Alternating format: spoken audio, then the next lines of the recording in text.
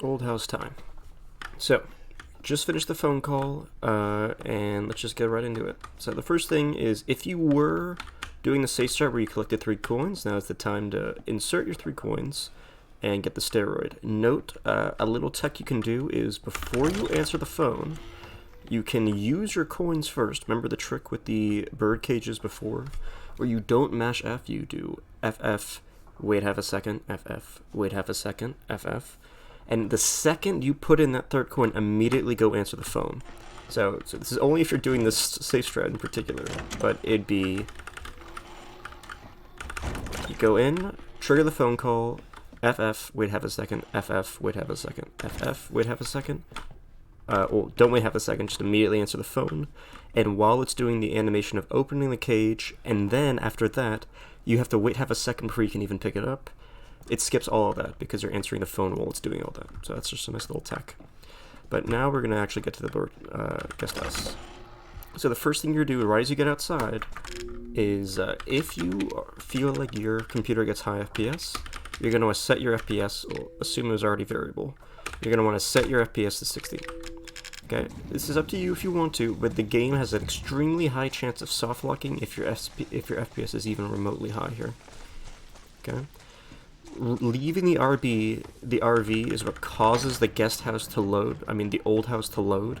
And when you load in a new area with high FPS, in certain cases, it has a pretty good chance of soft locking the game. Basically, the audio glitches out, and if the audio doesn't work, a few scripted events will not happen, and then you will soft lock the game. So, next room. We gotta duck and get through a swarm, and while we get through the swarm, we're gonna run by the nest, activating there's 2 nests in question. There's just a swarm that is just vibing. It's just in the room already. And then another swarm will spawn when you run by the nest. Remember, we have to get that nest destroyed, and then get past it to get the spider piece. We cannot just brute force kill it. We have to despawn the 2 swarms, and while they're despawned, and we run back up to the nest, if we do it all right, then no more swarms will spawn, as we're going to see. So run through, make sure you run close-ish to the nest that we're going to destroy in question, so that the second swarm spawns while we run by. So we're going to run by to the next room, grab the separating agent, and then walk in a particular way that despawns the nest, as you'll see.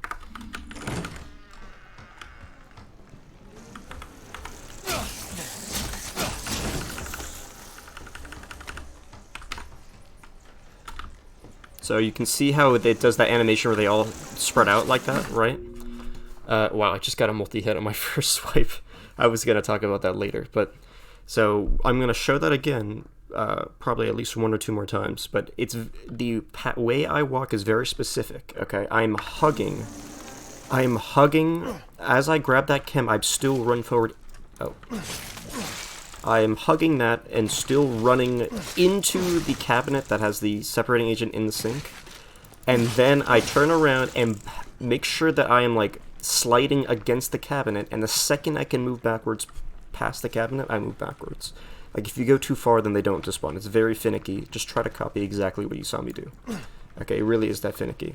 As long as you ran by this nest as you... Okay, it's a little annoying. As long as you ran by this nest as you got to the separating agent and spawned both swarms, when you despawn them in that specific way, another one will not spawn in.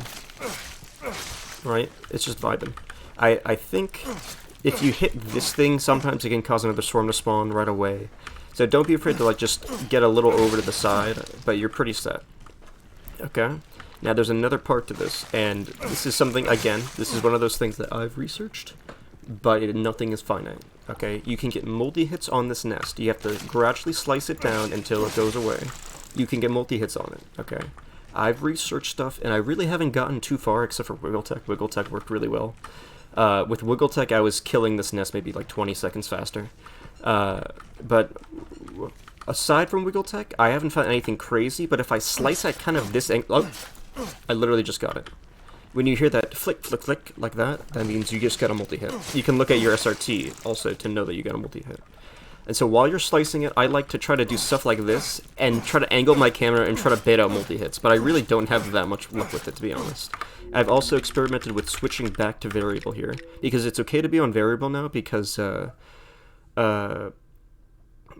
we got past the loading zone for the old house, which was right as we left the RV, so we don't have to worry about audio soft lux for the old house anymore.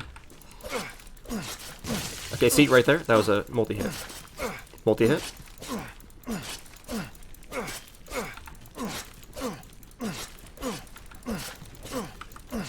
And no more multi-hits, unfortunately. I'm going to do that whole sequence again, just to give you another example to work with. I think, yeah, my inventory is weird on this save. This isn't the same save I was using before. This is a very old save. Okay, so we leave, immediately switch to 60, and then we head to Old House. So yeah, some point between like leaving the RV and getting to that first big tree is when it decides to start loading the Old House, I think. I'm not an expert on this, but it's something like that. Go inside here, go inside here. Quickly get under here, brush by this nest. See them despawn. You see how they all spread out like that? That means that they despawn. That is their despawn animation. And I do like switching this variable, but nothing is set in stone for getting multi-hits, trust me. Okay, got one. Good, multi-hit. I'm just moving my camera and trying to find the sweet spot to get the multi-hit. It's just not consistent at all. So feel free, if you want to find the next breakthrough, find a way to reliably get tons of multi-hits here. Aside from Wiggle Tech, of course, which was the first instance of a breakthrough for this part. Okay, got another one. Okay. Like that. That was 2 multi-hits. 3. 4. Alright, that was like 6 multi-hits, which is kind of nice. Moving on. Just immediately grabbing the spider piece and leaving. Note, sometimes when I hold shift, picking it up can be a little weird, so be wary of that. Holding shift can screw you up for some reason. I don't know why. We opened this door rather than the other one, because we can't destroy the bugs with the nest. Well, I think you can, but it's very slow. So we go to that door to spawn the bugs on it, so that we can then go through this door and book it all the way over. If you wait at all, she's gonna get to you in time. Also, we look up when we go through this door, otherwise we may pick up the map. And my cursor's already over the spider piece, and it's very leading it. I kind of tilt it up and then hold left. Note my music is turned all the way to 0, so that's why the game might sound a little different. And now, I always do this. There are heals to grab right there, like that, right? So that technically is a safety trap, though keep in mind you do have to grab heals over the course of the run, because there are points in the run where you take guaranteed damage, so keep that in mind. So on top of the safety strat of, oh, I'll keep extra heals if I get hit, you take guaranteed damage. You take guaranteed damage in Marker 1, you take guaranteed damage in Marker 2. Well, technically, Marker 2, you could probably lose time and not take guaranteed damage, but realistically, you're going to be taking some damage in Marker 2 as well, so you have to get heals at some point.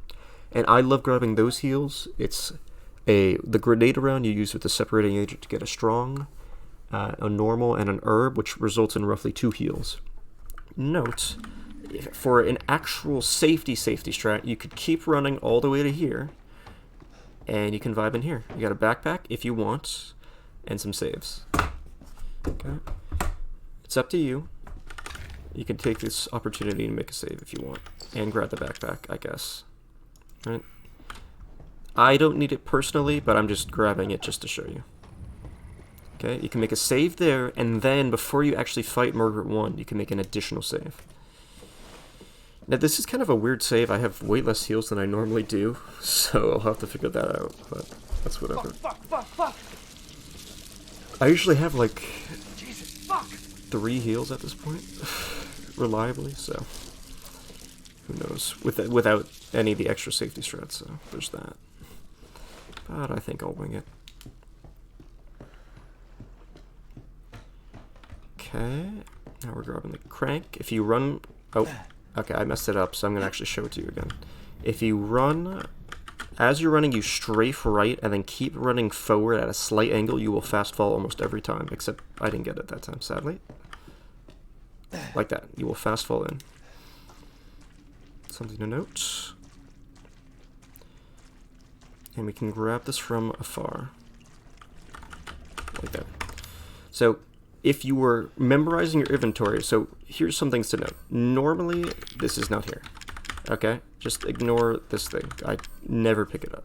So, our cursor was here when we used the spider piece. If we then picked up the crank, it's right there, right? But, let's just say we didn't have so many heals. This heal was not here, okay? And so, pretend that's there. Well, then the crank would go here. We have to be cognizant of what our inventory currently looks like when we pick up the crank. Just know your cursor's probably going to be here. Where's my crank going to be? If it's normal, then the crank's going to be straight down. So when you use the crank, it's F down F, okay? But if it's different, then it's F down left F, right? And then whatever safe strats you use is relevant there as well. You have to keep that in mind. So in this case, because I moved it, it's now F down left F, though it would have been F down F. So again, the habit of what am I pressing when I get to the crank spot? Oh, also, this has never given me a heal. I thought I should point that out. F down left F. Like that.